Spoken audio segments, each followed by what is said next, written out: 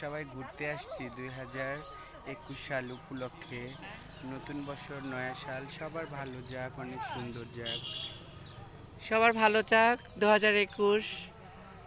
কাছের দূরের, নিজের ঘর, তারপরে কাছের মানুষ, দূরের মানুষ, আল্লাহ পাক রাব্বুল আলামিন সবাইকে সহি সালামত রাখুক এবং সবার সাথে জানি অন্তর অন্তর মিলিয়ে যেন চলতে পারি। ঠিক আছে। হ্যাঁ, চলো একটু হাঁটি।